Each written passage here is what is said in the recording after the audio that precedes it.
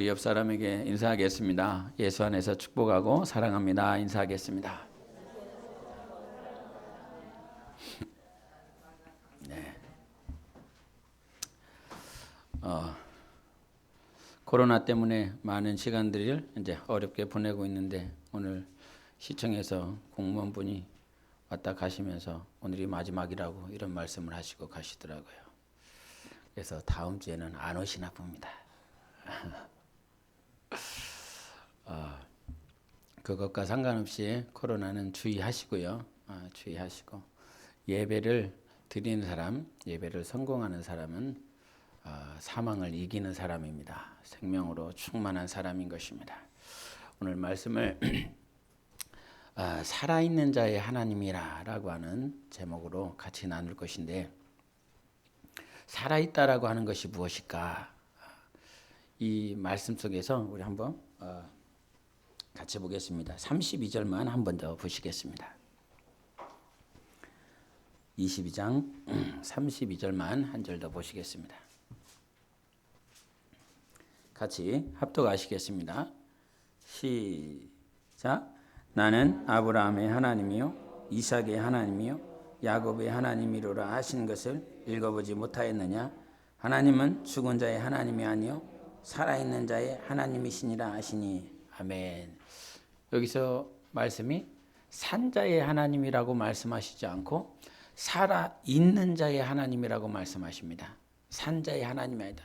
살아있는 자의 하나님이라고 말씀하세요. 이 살아있는 자의 하나님이 우리 하나님이신데, 이 살아있다라고 하는 말이 과연 무슨 말인지 여러분의 삶 가운데 직접 적용하면서 내가 과연 살아있는지 아니면 죽어있는지를 판단하시고 또 분별할 수 있는 한 주간이 되시기를 바랍니다. 존 메가더 목사님이 진리전쟁이라고 하는 책을 쓰셨는데, 그 진리전쟁 책 안에 맥라렌 목사님이 하신 그 말씀을 인용하시는 것들이 있어요. 근데 그 맥라렌 목사님 뭐라고 크리스천 투데이에다가 얘기를 했냐면, 우리는 아직 복음을 완전히 다 이해했다고 생각하지 않아요. 물론 자유주의자들도 그렇지 못하고요. 지금 우리 가운데 정통교리를 제대로 다 이해한 사람은 한 사람도 없을 겁니다. 이런 말을 했습니다. 여기서 우리 가운데 정통교리를 제대로 이해한 사람은 한 사람도 없다. 이 말은 무슨 말이냐면, 성경의 절대적인 계시와 성경의 절대적인 권위를 온전히 이해한 사람은 한 사람도 없다라고 말씀을 하면서 성경의 권위에, 성경의 절대성에 너무 찌들린 생활을 하고 있지 않느냐라고 하는 것들을 얘기를 하는 것입니다. 그러면서 이분이 이머징 처치라고 하는 그 교회에 대해서 말을 해요. 이머징 처치라고 하는 말은 무슨 말이냐면, 어떤 교회와 영성에 있어서 다각적인 접근과 다양한 방법들을 하면서 교회가 적용해야 된다. 그런 교회, 다양한 접근과 방법들을 통해서 교회가 적용하고 성장해야 된다라고 하는 교회가 이머징 처치예요. 그래서 교회가 성장하는 데 있어서 다양한 방법들을 써봐야 된다라고 하는 것이죠. 다양한 접근들을 하는 교회가 돼야 된다라고 하는 거예요. 왜냐하면 지금 기성세대뿐만 아니라 다음 세대들 역시도 자꾸 성경을 이런 그 성경이라고 하는 그 기준이 이들에게는 너무 고리타분한 것들이다. 이런 생각들을 가지고 있는 것이죠. 이런 맥라렌 목사의 인용을 하면서 존 메가더 목사님이 이런 얘기를 하십니다. 기독교 메시지가 너무 엄격해서는 안 된다는 생각은 세상 문화에 친숙하고 시대 정신에 민감한 사람들에게 상당한 인기를 얻고 있다. 무엇보다 성경을 권위주의적으로 깐깐하게 적용해야만 세속적이고 불경건한 행동을 개헌할 수 있다고 생각하는 교회들에게 질려있는 젊은이들에게는 특히 매력적일 것이다. 그리고 실제로 이러한 사고들이 복음주의 교회 전반에 암적인 요소로 퍼져가고 있다. 이렇게 얘기하고 있어요. 젊은 친구들에게는 교회가 다양한 접근과 다양한 방법을 통해서 젊은이들에게는 교회가 이렇구나, 교회가 이런 곳이구나라고 친근하게 친밀하게 접근할 수 있지만 이 마지막 문장에서도 말한 것처럼 복음주의 교회 전반, 복음주의 교회라고 하는 복음주의라고 하는 건 다른 말 아닙니다. 그대로 복음만이 살릴 수 있다는 거예요. 복음이 최우선이다라고 하는 거예요. 그런 복음주의 교회 전반에 전반적으로도 암적인 요소로 깔려 있다라고 하는 것입니다. 무엇이요? 교회의 다양한 접근과 다양한 방법들, 즉 반대편에 뭐가 있냐면 성경이 절대적인 것입니다. 성경이 기준입니다. 성경이 진리입니다라고 하는 이 반대편에 다양한 것들이 있다라고 말을 하는 이 다양성을 기성세대뿐만 아니라 젊은이들까지도 이것을 받아들이고 친밀하게 받아들이고 있습니다. 그러니 교회는 이것을 해야 됩니다라고 하는 것이에요. 여러분 어떻게 생각하십니까?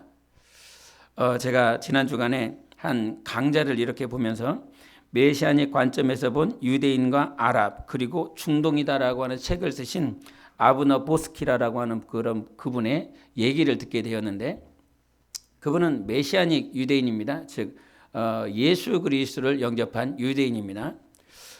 그 강좌에서 한 아나운서가 질문을 합니다. 트럼프의 중동 평화안이 잘 협상이 될 거라고 생각하십니까? 이런 질문을 해요. 그러니까 이분이 대답합니다. 대답은 잠깐 들어보십시오. 예루살렘은 분명히 유대 민족의 수도입니다. 그렇게 말한 것은 좋은 일입니다. 다만 그가 한 것이 아니라 정하신 것입니다. 하나님이 원하시는 지도자의 태도는 신명기에서 볼 수 있습니다. 여기서 정했다라고 하는 건 사람이, 즉 트럼프가 했다라고 하는 말이 아니라 하나님이 했다는 거예요. 하나님이 그렇게 인도했다는 거예요. 하나님이 원하시는 지도자의 태도는 신명기에서 볼 수 있습니다. 그러면서 그 신명기에 어떤 내용을 얘기하냐면 말씀을 공부하고 침대 옆에 두고 읽으며 하나님의 마음에 기초한 결정을 내리는 사람입니다. 어떤 사람이요? 지도자. 하나님이 원하시는 지도자는 어떤 사람이어야 되냐면 말씀을 공부하는 사람, 침대 옆에 두는 사람, 읽는 사람, 하나님의 마음에 기초한 결정을 내리는 사람이 하나님이 원하시는 지도자라고 하는 것이죠. 좀 전에 왜 이런 말씀을 같이 나누냐면 분명히 이 존 메가더 목사님은 진리전쟁이라고 하는 쪽에서 그 안에서 어떤 얘기를 하냐면 우리는 진리를 가지고 싸우며 승리해야 되는 사람들입니다. 그런데 이 세상에는 진리가 아닌 다양한 많은 것들로 싸우려고 하는 사람들이 있다 이 말이죠. 근데 이 메시아닉 유대인 아브너 보스키가 하는 말은 그건 거예요. 과거에 구약 사람들은 예수 그리스도를 인정하지 않았어요. 예수 그리스도가 대속한 것과 예수 그리스도가 우리를 위하여 죽으신 것과 예수 그리스도의 부활마저도 인정하지 않는 그런 유대인들, 이스라엘 사람입니다. 근데 이가 예수 그리스도를 영접했어요. 메시아닉 유대인이라는 거예요. 근데 그가 세상의 모든 정세의 흐름 가운데서 트럼프가 중동 평화안에 대한 것들도 이와 같이 그가 제정하여 말을 하고 제시한 것 같지만 이것이 사람이 한 것이 아니라 하나님이 했다. 근데 그 하나님께서 바라보시는 사람이 있는데 그 사람은 하나님의 말씀을 공부하는 사람이다. 말씀을 침대 옆에다가 두는 사람이다. 그것을 읽고 그 말씀에 하나님의 마음에 합하게 행동하고 순종하는 사람이다라고 가르쳐주고 있는 것이지요.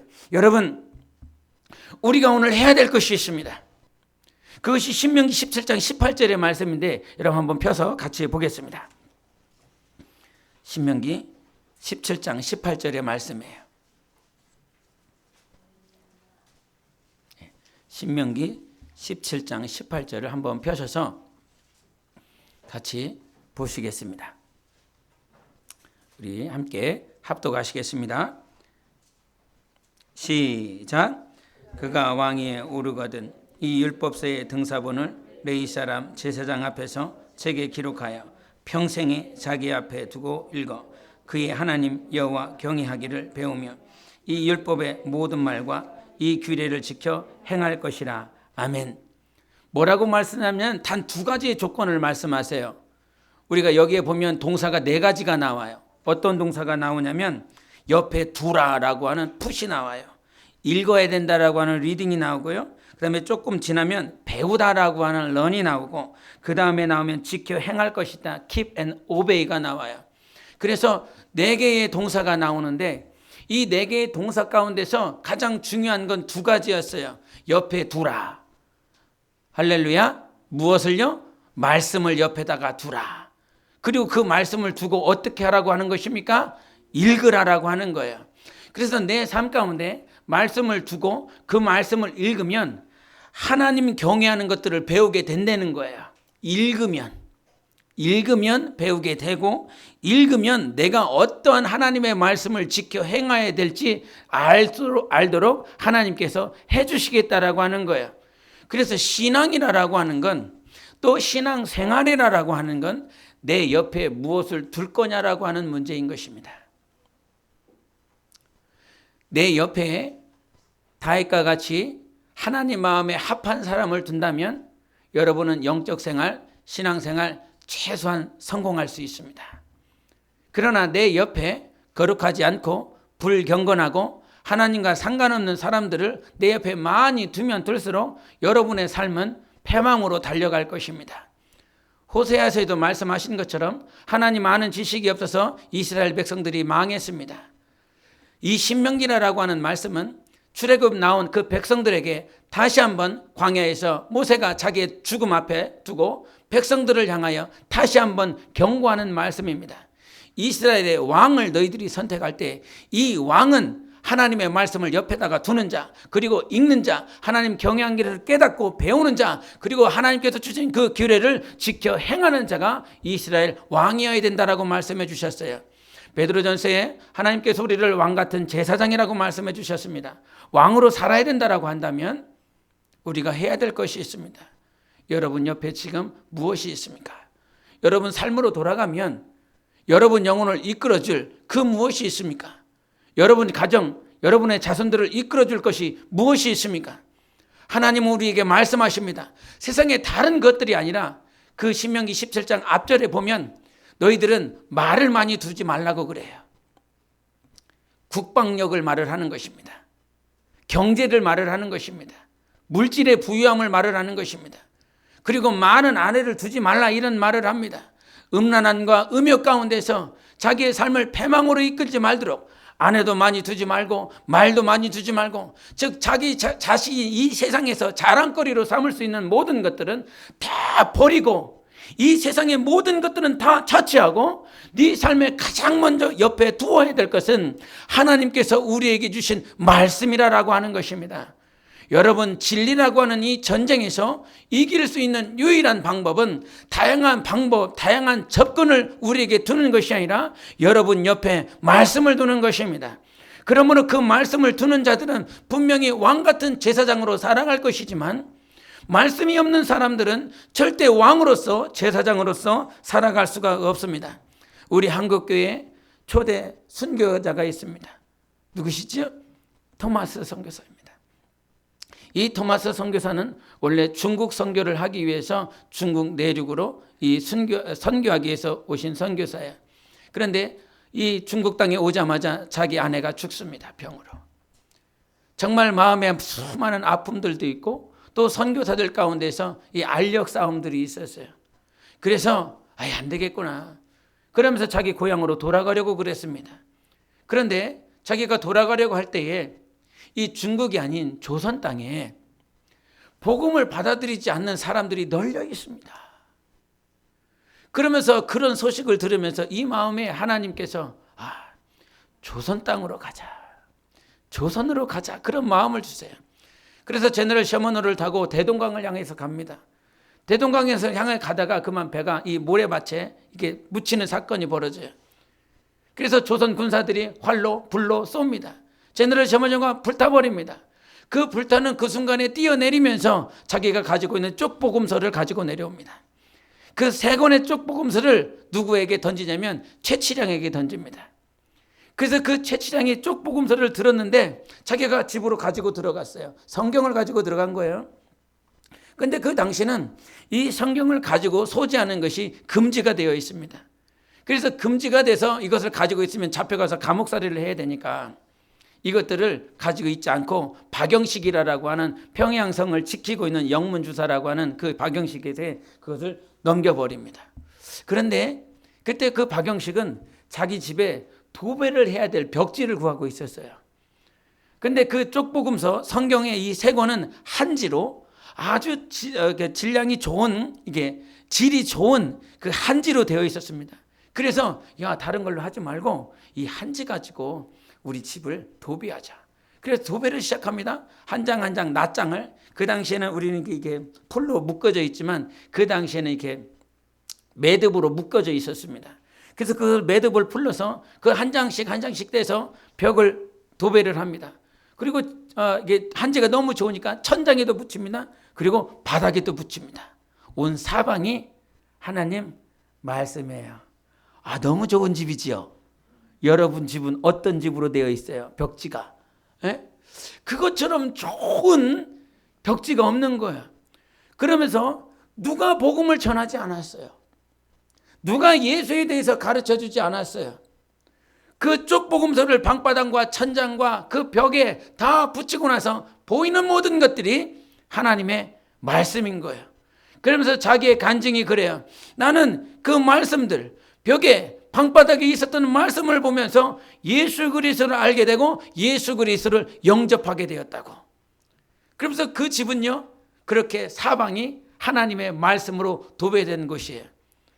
훗날 이 박영식은 그 채치량, 복음서 성경을 주었었던 그 채치량에게 이 집을 팔게 됩니다. 왜냐하면 채치량이 이 주막을 하고 싶었어요. 오늘말로 여관을 하고 싶었던 거예요. 그래서 그 채치량이 박영식의 집을 매입하여 주막으로 여관으로 쓰게 됩니다. 그래서 매입해서 여관으로 하고 있는데 훗날 마페 선교사가 와요. 선교사가 와서 그 집에 딱 들어갔더니 머물려고, 여관이니까요. 들어갔는데 온통이 다 하나님의 말씀인 거지요. 그래서 이게 무슨 일이냐고, 여기 왜 하나님의 말씀이 써 있냐고. 그랬더니 채치량이 온 그 앞에 일들을 다 얘기를 하죠.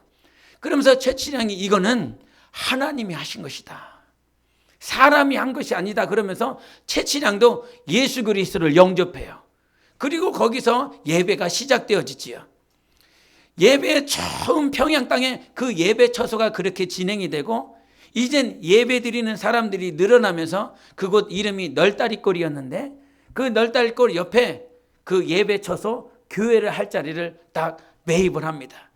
그러면서 평양에 처음으로 널다리꼴 교회가 그렇게 시작이 되어져요. 여러분, 이 역사를 한국교회 잠시의 이 역사 가운데서 이 박영식이라고 하는 이 사람이 단지 내 집 앞에, 내 집 안에 벽지로 쓰려고 했었던 그 한지 하나님의 말씀을 붙임으로 말미암아 이 한국교회는 갑자기 변해버렸습니다. 갑자기 부흥해버렸습니다. 이것이 하나님의 역사인 것입니다. 내 삶 가운데 하나님의 말씀을 볼 수 있는 그 환경으로만 만들어도 여러분의 가정은 급시간에 변할 것입니다. 우리 교회는, 여러분의 성도들은, 여러분의 가정은 하나님의 말씀의 역사로 변화될 것입니다. 이것이 진리 가운데 승리할 수 있는 방법인 것이에요. 무엇이 살아있습니까? 무엇이 살아있는 자의 하나님으로 우리가 하나님을 부를 수 있습니까? 우리 안에는 말씀이 살아있어야 되는 것입니다. 말씀을 가까이 할 때 우리의 영적 생활은 승리할 수 있고 내 영혼이 진실로 살아있을 수 있어요. 한 주간 동안 최소한 단 한 장이라도 말씀을 읽는 사람은 살아있는 영혼이 될 수 있어요. 그러나 일주일 동안 하나님의 말씀과 상관없이 살다가 이 자리에서 예비하는 그런 모양으로 있다 할지라도 말씀이 없는 사람은요, 죽어있는 자인 거예요. 좀 전에도 대표기도 땅에서 잠깐 했지만 옥토라고 그랬어요. 우리는 옥토가 아니에요, 여러분. 농부이신 우리 하나님께서 우리의 마음의 밭을 자꾸 갈아주시는 것입니다. 더럽고 추악한 것, 열매가 맺을 수 없는 것들로 가득 차 있다면 농부이신 우리 하나님께서 자꾸 갈아주시는 거지요. 그 가는 역사가 어떤 역사입니까? 말씀으로 우리를 정결하게 하는 것입니다. 말씀을 받아서 그 말씀이 열매 맺을 수 있도록 하나님께서 성령으로 말씀을 가르쳐 주시는 것이지요. 우리 옆 사람에게 축복하십시오. 말씀을 가까이 하십시다. 말씀을 꼭 상고하시고 이 말씀대로 살려고 몸부림치시기를 바랍니다. 그래서 주변에 옆에 도와야 될 것이 무엇인지, 첫 번째가 무엇이라고요? 말씀이에요. 여러분 잘 때 스마트폰 옆에 두시지 마시고 최소한 말씀을 읽고 성경을 두시는 여러분의 삶을 사시기를 바랍니다. 동일하게 우리 삶 가운데 옆에 우리 삶에 무엇이 있는지를 잘 한번 이렇게 생각해보고 바라봐야 될 것이 있습니다. 지금은 조금 잠잠한 것 같지만 이 한 10여 년 전만 해도 WCC가 굉장히 히트를 쳤어요. WCC는 월드 카운슬 오브 처치스예요. 세계 교회 협의회예요. 근데 그 세계 교회 협의회는 1948년 네덜란드 암스테르담에서 이렇게 시작된 협의회예요. 단체예요. 그런데 그 단체에서 시작한 것은 무엇이냐면 교회 일치 운동이에요. 여러분이 들어보셨을지 모르겠지만 에큐메니컬 운동이라고 그래요. 모든 교회가 통합하자라고 하는 것입니다. 그는 굉장히 의미가 있어요. 겉으로 의미가 있어요. 무슨 말이냐면 우리가 하나님의 나라를 세워야 되는데 한국 교회만 봐도 교단이 얼마나 많으냐, 종파가 얼마나 많으냐, 그러면서 이 교파가 맞다, 이 교단이 맞다, 저 교리가 맞다라고 하는 이런 얘기들로 우리는 많은 시간들과 또 많은 힘들을 허비하고 있다. 그러니 교파와 종파가 이렇게 하나가 되어서 하나님의 나라를 세울 수 있다면 얼마나 좋겠느냐. 겉으로는 굉장히 좋지 않습니까? 이런 어떤 물질이도 어떤 힘도 낭비하지 말고 하나가 되자, 굉장히 좋은 것인데 이 에큐메니컬 운동, 교회 일치 운동이 나중에는 어떻게 변질이 되냐면 종교 통합 운동으로 바뀌어요. 교회가 일치하는 것과 종교가 일치하는 건 다르지 않습니까, 여러분? 그렇죠? 감리교와 장로교가 힘을 합치면 좋은 거지 않습니까? 성결교와 침례교가 정말 니네 거 내내 거 따지지 말고 예수로 하나가 되어서 우리가 하나님의 나라를 세우자, 이건 좋은 거예요. 그런데 이것들이 변질되기 시작하면서 종교 통합으로 간 거예요. 종교는요, 이슬람도 있어요, 힌두교도 있어요, 불교도 있어요. 이 모든 종교가 통합하는 것으로 변질되어진 것입니다. 그래서 나중에 2013년도에 부산에서 이 WCC 운동을 할 때에 한국에 있는 정말 내노라 하는 목사님들이 그것을 추진했어요. 막 이름만 되면 다 하시는 목사님들이에요. 그러면서 그분들이 하시는 말씀, 이것들이 하나가 돼야 된다. 구원에 대해서 얘기를 하면서 변질되는 방향으로 모든 종교에 구원이 있습니다, 이렇게 가버렸습니다. 여러분, 다른 종교에 다 구원이 있으면 여러분 편한 대로 가시지요. 가장 편한 데는 어딜까요? 순종하지 말라고 하는데 그냥 네가 하고 싶은 대로 하는 거, 그것이 가장 편할 거예요. 내 삶을, 내 시간을 자꾸 뺏어내는, 그냥 내 원하는 대로 사는 그런 종교가 가장 편할 거예요. 그런데 모든 종교에 구원이 있는 것이 아니라, 종교에 구원이 있는 것이 아니라 예수 이름 앞에 구원이 있는 것입니다. 예수만이 구원인 것입니다. 그래서 예수를 따르는 것이 기독교인 거지요. 예수만을 말을 하는 거예요. 예수만을. 가톨릭이 이단입니까? 아닙니까? 자꾸 여러분, 그 가톨릭에서 하는, 가톨릭도 기독교하고 형제 아니냐고. 무슨 형제요? 형제 아니에요. 오직 예수 그리스도를 인정하고 예수 그리스도의 이름 앞에 사는 자가 형제가 될 수 있는 것이에요. 다른 매개체가 없어요. 중보자는, 오직 하나님 앞에서의 중보자는 예수 한 번밖에는 없어요. 그러나 가톨릭에서는 중보자가 너무나 많아요. 신부가 중보자예요. 마리아가 중보자예요. 그래서 마리아의 이름으로 기도하여, 이 마리아의 이름으로 기도하면 당신의 아버지, 죽은 아버지가 구원받을 수 있고 당신이 믿지 않는 그 형제가 구원받을 수 있다라고 말을 해요. 당신이 지은 그 죄가 용서받을 수 있다고 그래요. 죄의 용서는 십자가에서 피 흘려주신 예수 이름으로 받는 것입니다. 이거는 타협할 수 있는 것이 아니다 이 말이에요. 예배 시간을 11시에 드려야 되는데 10시에 드리면 제가 이단이에요, 아니에요? 이런 문제의 것이 아니라는 것입니다. 예배 시간을 아침에 드릴 것이냐 저녁에 드릴 것이냐 이런 문제가 아니라 이거는 당신의 영혼이 구원을 받을 수 있느냐 못 받느냐의 문제인 것이에요. 하나님의 말씀을 인정하라는 것이지요. 하나님의 말씀을 반드시 인정해야 살아갈 수 있는 것입니다. 그런데 그 WCC에 가입되어 있는 한국 기독교 협의회 KNCC가 있었어요. 근데 그 KNCC가 WCC 산하기관인데 그 산하기관에서 한 교수가 신학자가 기도문을 올려놓은 것이 있습니다. 굉장히 오래된 것인데 그래도 여러분에게 한번 같이 나누기를 원합니다. 오 하느님, 부처님, 살려달라 매달려야 하는 건 우리 자신인데 거꾸로 당신이 우리를 향해 애원하시다니요.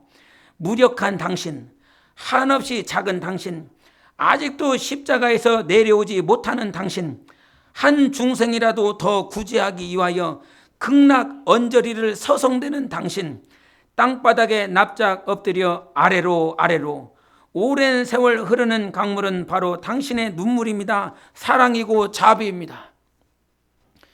이게 숭실대학교 생태 여성 신학자가 한 기도문이에요. 예수 그리스도는 하늘로 승천하셨습니다. 근데 여기서 뭐를 하냐면 땅바닥에 납작 엎드려 아래로 아래로 아래로. 예수 그리스도는 저 극락 언저리에 있는 분. 굉장히 이런 기도문을 보면서 여러분도 굉장히 의아하고 무슨 이게 기도문이냐라고 말할 수 있잖아요. 또 한번 계속 읽으면 하늘에 계신 하느님, 부처님, 성모 마리아님, 소태산 대종사님의, 이게 소태산 대종사가 누군지 모르겠어요. 저는 소태산 대종사님의 마음에 연하여 오늘 4대 종단의 종교 여성이 일심으로 간구하오니 부디 이 땅에서 죽음의 구판 대신에 신명나는 살림의 구판이 벌어지도록 인도해 주십시오. 나무아미타불 아멘. 이게 기도문이었어요, 여러분. 이게 신학자가 한, 여러분 숭실대학교는 기독교 대학이에요. 기독교 가치관으로 만들어 세워진 대학입니다. 근데 거기 교수라고 하는 그분이 다른 것이 아니라 신학자예요. 그럼에도 불구하고 이 기도 제목을 냈다 이 말이죠. 이게 기도예요, 뭐예요? 그런데 WCC 안에 이 KNCC 정말 공식 단체예요. 그 공식 단체의 기도문이 그 홈페이지에 딱 올라와 있었어요. 그 말은 WCC도 이거를 인정하겠다. 이거 올려도 된다는 거죠. 이 단체가 올려도 된다라고 인정하는 것이에요. 여러분 지금 내 삶의 주변에 이런 것들이 굉장히 많이 있습니다.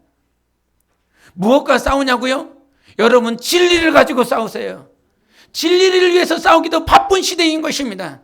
내 삶의 진리가 계속 타협되어지고 있어요. 여러분 진리는 타협되는 것이 아닙니다.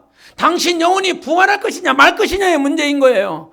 진리를 가지고 있는 자는 진리로 승리합니다. 그러나 진리를 타협한 사람은 반드시 죽습니다.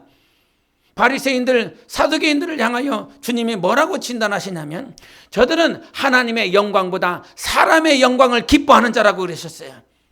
사람의 기쁨을 받기 위해서 잠깐 살다가 하나님의 영원한 저주를 받을 것이냐, 이 땅에 진리를 위하여 힘쓰고 애쓰고 수고하다가 하나님께 인정받고 영원한 하나님 나라에 쓸 것이냐, 그거는 여러분의 선택인 것입니다. 그것이 주님께서 우리에게 주신 말씀인 것이에요.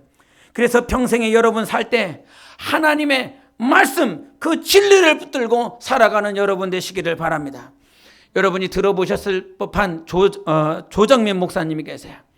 이 조정면 목사님은 베이직 교회를 지금 담임하고 계시는데 언제 어느 순간 이렇게 매스컴 이렇게 매체를 보다 보니까 한 분이 나와서 설교를 하고 말씀도 이렇게 전하는 것들을 보는데, 근데 거기서 굉장히 익숙한 얼굴인 거예요. 굉장히. 예? 아마 이렇게 중장년 여러분들은 아실 분이에요. 봤는데 굉장히 저 어디서 봤냐. 그랬더니 이분이 그 뉴스데스크 앵커를 하셨더라고요.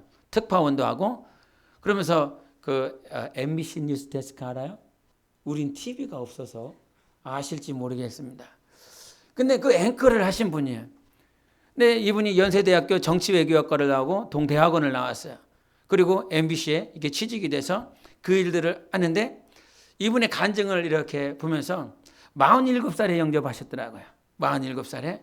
그러니까 한 20몇 년 동안 MBC 특파원으로 앵커로 평생 그렇게 언론인으로 살은 거예요. 언론인의 파워가 굉장하다라고 그렇게 설명을 했다고 그래요. 뭐 교회 한 매체 아니면 어떤 단체 가운데서 이 단체의 프로그램이 성공했다. 이런 것 아니면 실패했다. 이 한 거를 단 한 컷의 사진을 가지고 다 언론 조작을 할 수 있다는 거죠. 웃는 사람의 얼굴을 사진 한 장 딱 찍어놓고 매스컴에 딱 올려면 이 프로그램이 성공했습니다. 그런데 쓰레기통에다 쓰레기를 팍 던지는 그 사진을 딱 찍어놓고 이 프로그램이 실패했습니다. 그 한마디 한 사진에 의하여 모든 것들을 좌로 우로 가늠할 수 있도록 만들 수 있다는 거예요.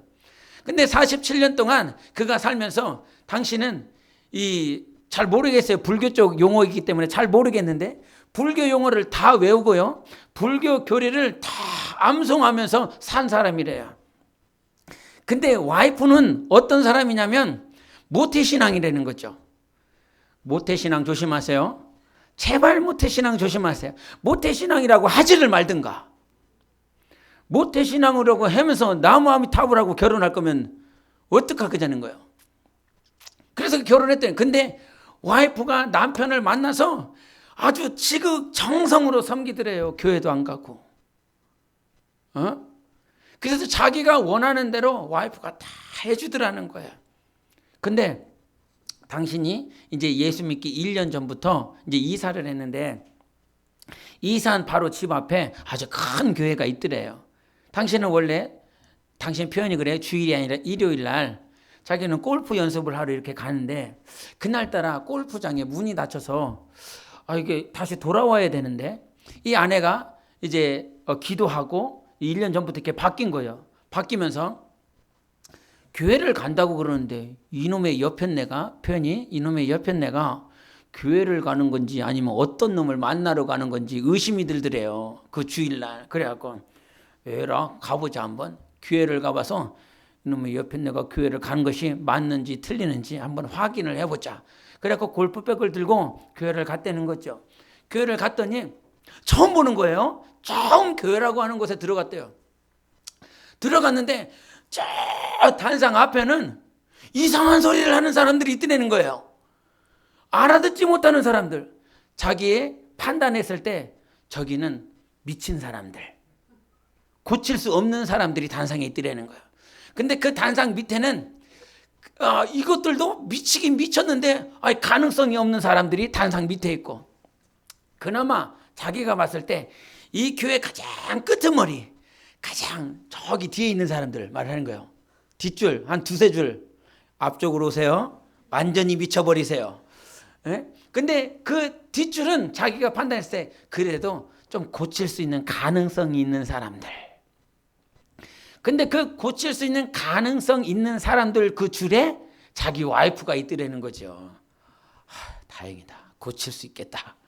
그래갖고 자기가 다짐을 하기를, 아마 들어보셨을 것 같아요. 프로그램 이름을 카메라 출동. 카메라 출동을 일주일 동안 내가 찍겠다.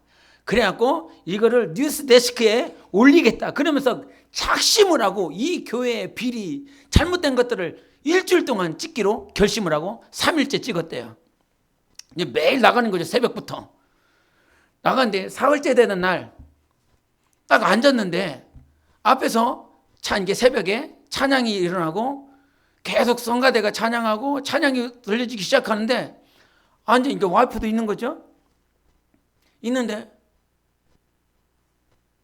자기도 모르게 그냥 눈물이 그냥 나더라는 거예요.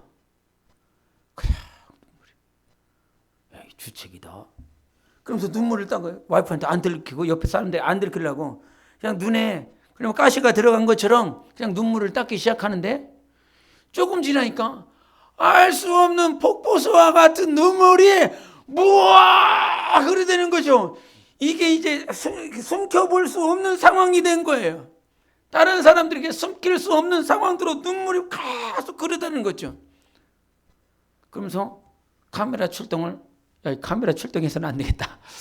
이거를 치워버리고 도대체 예수가 뭐냐? 예수가 누구냐? 그리고 예수를 말하고 있는 성경이 뭐냐? 그거를 보기 시작했더라는 거예요. 자기는 한국어보다 그 영어 성경이 편해서 영어 성경을 보기 시작했는데 한 4번, 5번을 봤대요.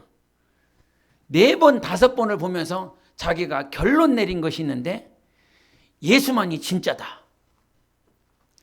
처음부터 끝까지 읽는데 이 세상 교리, 자기가 이제 불교에 심취한 사람 아닙니까? 불교에 대한 교리들을 다 알고 암송할 만한 사람 아닙니까? 근데 세상 종교 교리는 상황에 맞춰서 사람에 맞춰서 이 교리라고 하는 것들이 왔다 갔다 하더라는 거예요. 근데 성경을 보니까 이 성경은 초질관, 내가 올 거다. 내가 너희들의 죄를 사할 것이다. 그리고 내가 죽을 것이다. 그리고 내가 부활 승천할 것이다. 이게 다더라는 거예요. 구약에서부터 계시록까지 이 모든 내용이 초질관인 거예요. 제자들이 죽지 마옵소서, 죽지 마옵소서 이렇게 말할 때도 예수는 너 왜 그런 소리 하느냐? 너는 하나님의 일을 생각지 않냐고 사람의 일을 생각한다 그러면서 나는 죽어야 된다라고 말씀하시더라는 거죠. 성경은 초질관인 거예요. 이게 뭡니까? 진리인 거죠. 그러면서 그 목사님이 진리를 발견했어요. 진리를. 그러면서 확 바꿨어요. 신앙과 믿음이 완전히 바뀌어진 거죠.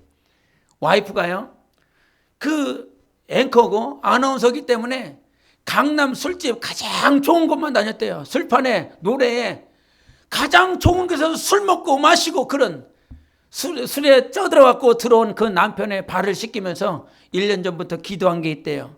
혹시 남편이 그러면 한번 해보세요. 그 발을 벗기면서 그 발을 씻기면서 하나님, 이 발이 하나님이 기뻐하시는 길로만 가게 도와주세요. 자기 교회도 안 다니면서 1년 전부터 이제 교회 다니기 시작하는 와이프가 그런 기도를 하기 시작하더라는 거예요. 근데 1년 지나고 나면서 하나님은 1년 지나서 남편이 교회 나가게 하고 그 교회 여러분 가만히 있는데 갑자기 눈물이 쏟아지고 눈물이 펑펑 쏟아지는 일이 있어요, 없어요? 가만히 있는데 미친 짓이죠. 하나님의 역사인 거죠. 하나님의 일방적인 역사인 거예요. 우리 안에 하나님을 영접하고 하나님을 믿고 하나님 앞에 나아갈 수 있는 것은 나의 수고와 노력이 아니라 하나님의 일방적인 은혜인 것이에요. 이 자리에서 말씀을 듣고 이 말씀대로 살아가고 이 말씀을 지키겠다라고 하는 그 마음을 주시는 것은 하나님의 역사인 것입니다.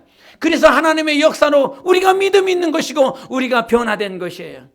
그렇게 1년 동안 와이프가 기도했는데 남편이 변화되고 그러면서 MBC 사장이 됐대요. MBC 사장이 돼갖고 이런 마음이 들어요. 그 당시에 적자였는데 하나님 앞에 어떤 기도를 하냐면 하나님 2년 동안 제가 사장으로 이렇게 맡게 되었는데 이 2년 후에 적자에서 흑자로 바뀌면 이제 제가 신학을 하겠습니다.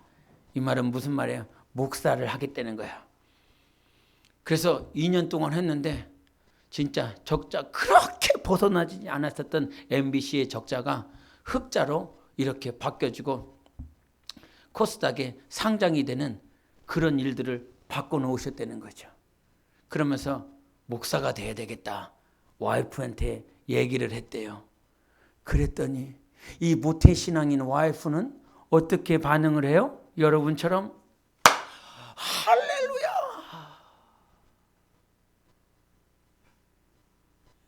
잠이 좀 깨셨어요? 이렇게 반응한 것이 아니라 내가 언제 목사 되라고 기도했냐고, 하나님이 기뻐하시는 길로 가라고 했지 언제 목사를 하려고 그랬냐고, 그러면서 그렇게 힘들어 하더래요. 그럼에도 불구하고 하나님께서 그렇게 하신 것을 믿고 미국으로 유학을 가서 목회 석사를 받고 이제 미국에서 신학을 했는데, 그때 와이프가 모태신앙이었었던 와이프가 그 시간을 통해서 많이 변화되어지고 성장하고 성숙한 그런 사람으로 변화됐다고 이 목사님이 간증을 하시더라고요. 저는 그 간증을 들으면서 정말 너무너무 감사한 건, 여러분, 우리 세상 교리에 빠졌으면 어떡할 뻔했습니까? 세상 종교에 빠져갖고 오늘도 허덕이는 많은 불쌍한 영혼들이 있습니다. 그런데 하나님께서 우리에게 진리를 허락하시고 진리를 알 수 있도록 우리를 축복해 주신 것입니다. 하나님은 오늘도 우리가 그 진리에 있는 사람, 그 진리 가지고 살아낼 수 있는 사람으로 우리를 만들어 주신 것이에요. 하나님의 일방적인 은혜를 따라, 하나님의 일방적인 그 말씀의 역사를 따라 우리가 예수를 믿고 구원받은 자가 될 수 있었던 것입니다. 그러므로 하나님이 세상을 이처럼 사랑하신 거예요. 하나님이 우리를 먼저 사랑해 주신 것입니다. 여러분, 시편 139편 16절에는 이런 말씀이 있어요. 제가 읽겠습니다. 내 형질이 이루어지기 전에 주의 눈이 보셨으며 나를 위하여 정한 날이 하루도 되기 전에 주의 책에 다 기록이 되었나이다. 여러분, 무슨 말씀인 줄 알아요? 내 형질이 이루어지기 전에 주님이 나를 보셨어요. 무슨 말인지 알아요? 내가 창조되기 이전에 나를 보셨다는 거예요. 내 형질, 나의 모든 형태와 모든 요소들이 만들어지기 전에 하나님은 나를 보셨다는 거예요. 그리고 뭐라고 말씀하시냐면, 나를 위하여 정한 날이 하루 되기 전에, 나를 위하여 정한 날이 되기 전에, 내가 이 땅에 태어나기 전부터 하나님은 주의 책에 다 기록되었습니다라고 말씀하세요. 나라고 하는 존재가 하나님의 그 생명록에 이미 다 기록되었다라고 말씀해 주시는 것이지요. 여러분, 우리는 하나님의 사람들이고요, 하늘의 시민권자고요, 그 영원한 나라에 설 것입니다. 그것이 주님께서 이 크리스찬들에게 이 부활절이라고 하는 가장 위대한 절기, 주 예수께서 부활 승천하셔서 우리에게 보이신 영광스러운 날로 우리를 기념하게 하신 것입니다. 단지 이것을 기념으로 끝나는 날이 아니에요. 이것은 분명히 우리 가운데 이루어질 날인 것입니다. 하나님은 우리에게 부활을 약속하셨어요. 당신 부활할 것입니다. 우리 옆 사람에게 말합니다. 당신 부활할 것입니다. 그래서 분명한 부활을 우리에게 약속해 주셨어요. 신령한 몸으로 우리는 다시 입습니다. 영적인 몸으로 다시 입는다 이 말이에요. 우리의 육신은 흙으로 돌아가지만 우리의 영혼은 신령한 것으로 다시 입어서 주 예수 앞에 설 것입니다. 다니엘서 12장 2절에 말씀하십니다. 땅의 티끌 가운데서 자는 자 중에 많이 깨어 영생을 얻는 자도 있겠고 수욕을 받아서 무궁히 부끄러움을 입을 자도 있을 것이며, 우리는 영생으로 부활하여 주님을 맞이할 것입니다. 주님 앞에 우리 살아있는 신앙을 좀 가지세요. 우리는 부활하는 자들이에요. 신령한 몸으로 다시 살 자들인 거예요. 그 부활의 영광이 여러분 삶과 가정과 교회 위에 항상 충만하시기를 예수 이름으로 축원합니다. 우리 함께 기도하겠습니다.